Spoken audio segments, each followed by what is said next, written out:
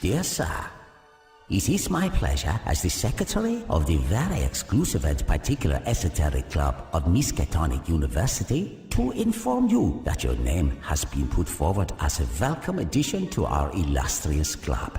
The Esoteric Club of Miskatonic has determined on the moderate sum of £100 to be paid annually by all affiliates. As you may be aware, our club is proud to have in its possession a rare collection of phylacteries, amulets, fetishes, and other valuable antiques of the esoteric persuasion, and with your help, we hope to expand our collection even further.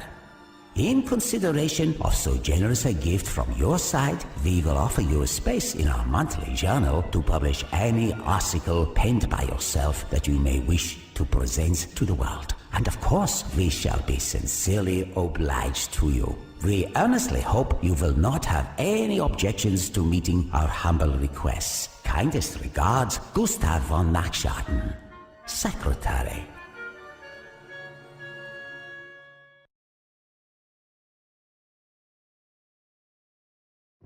At last, a chance to publish one of my essays, and for no less than the very exclusive and particular Esoteric Club of Miskatonic. I simply have to find a really astonishing object. Something downright magical. The £100 are not a problem. I'm sure I have some money flying about the place. Of course, I cannot at this moment recall where exactly. And I think I have just the thing for this journal. One of my early treatises will do very well and can be the first of a long series of releases. I believe I must have left it somewhere in these shelves. After all these years of studying, all my efforts will finally be rewarded. This claw was an unexpected present from a tooth and homeless man who approached me on the streets of London. He said it would grant me 3 wishes.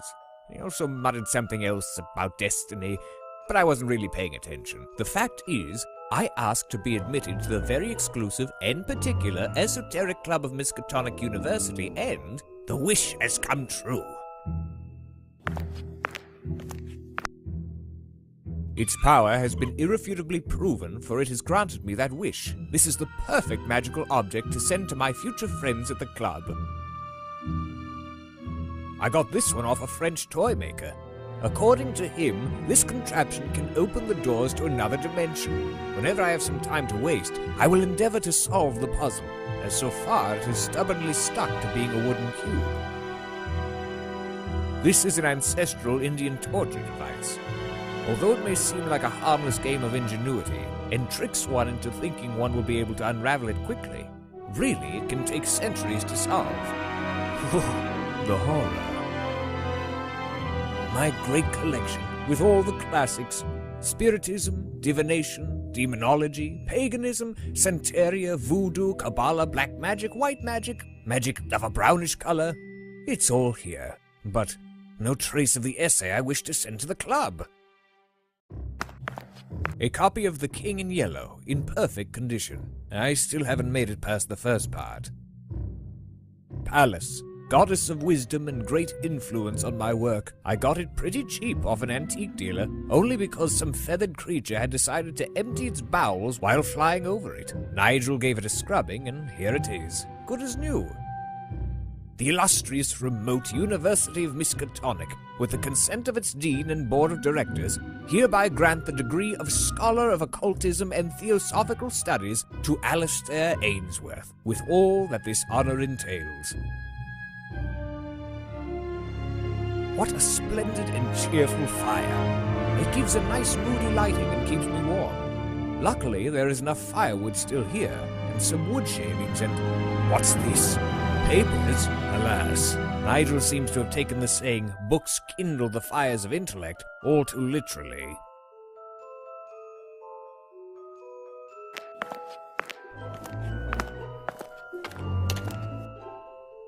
Blast it all. The portrait I had commissioned for the cover is charred too, as is my signature. I cannot possibly send it to the exclusive occult club in this state. I'll take the teapot. It could be useful.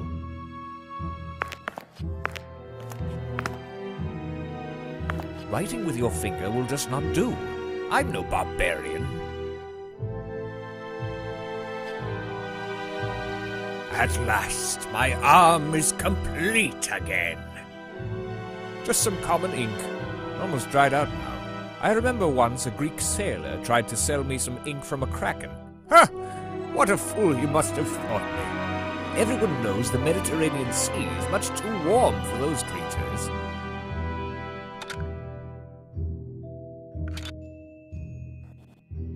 The warm water has diluted the dried-out ink and given it a new lease on life. Magnificent. Perfect. Now the ink is usable. Now to use it. And now, with a flourish, I sign my name, Lord Alistaira Ainswortha. My essay. At least now it does have my signature. But the cover is still charred and the portrait is missing. Surely a likeness of me would look better than these ashes.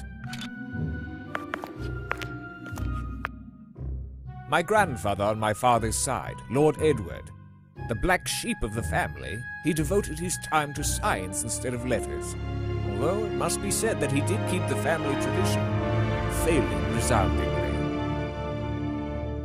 My aunt, Lady Wilhelmina Ainsworth, she was a pioneer of the women's rights movement. Mary Wollstonecraft once said of her, "Her ideas are inspiring, but I doubt she will be able to find a husband." My uncle, Lord Rupert Ainsworth. Everyone says there is a strong family resemblance between us. He moved in very genteel circles, at least up until a violent incident occurred, apparently caused by a disagreement about the color of a neckerchief, which ended with him expectorating on George Brummell's face. After this, of course, he was banished from society, and he regretted the affair until his death. Coincidentally, he later came to be known as a precursor in chic casual dress, and is now regarded as one of the notables in our ancestry.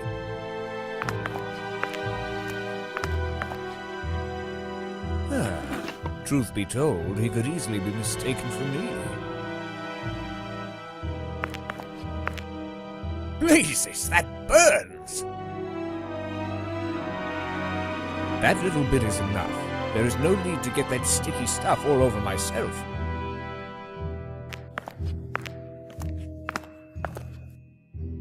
Careful now, it is very sharp.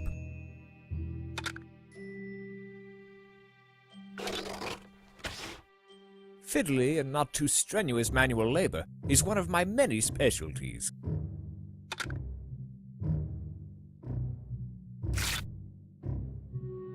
Lovely! If I can get a hold of a portrait to stick on this, I will be all set.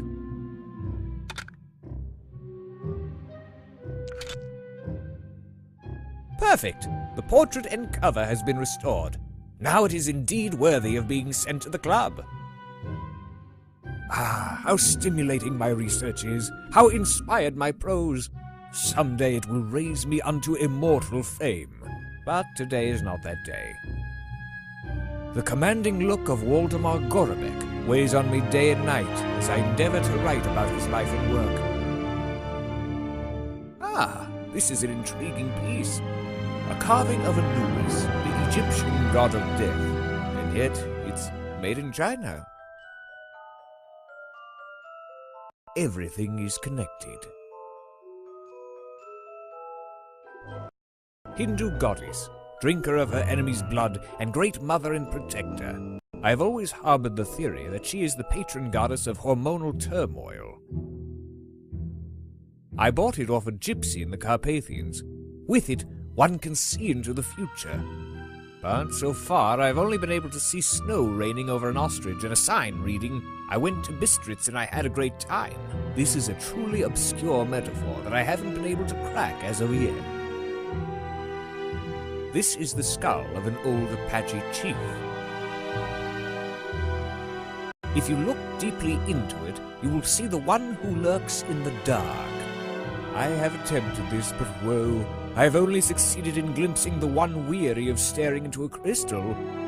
I am not yet prepared to look beyond the veil.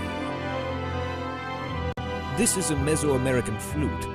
A slave would spend an entire lunar year playing it amid orgies and bacchanalias until, at the climax of the ritual, his heart was torn from his breast and offered to the Tezcatlipoca deity. Not a pleasant way to end a party, I admit, but at least he avoided the hangover. The complete protection for medieval men. Aha! Now I remember! This is where I stashed a bag of coins for an emergency. It is better to keep temptation away from Nigel. I have already seen him pecking at leftovers a few times. Confound it! The visor seems to be stuck. I cannot open it. Why am I not surprised? These solid wrought steel candelabrum provide good atmospheric lighting. I've advised Nigel to leave the spiderwebs be, as I feel they contribute to the ambiance as well. These two solid doors made of sturdy Groldavian oak protect me from the elements and from spying eyes.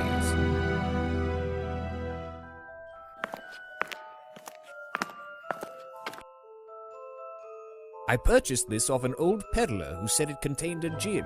I do believe it must be a particularly dense and greasy gin. Sickeningly oily.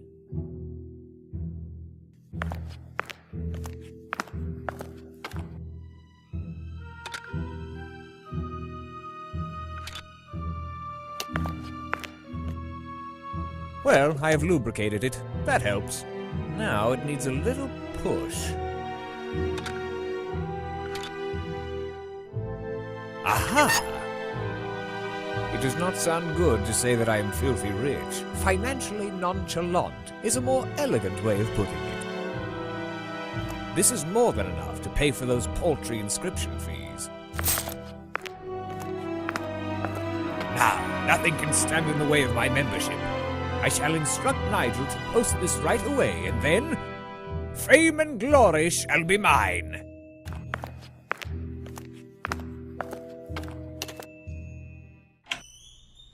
We hope you have found this little demo game entertaining. It is but a little sample of what we are planning to do.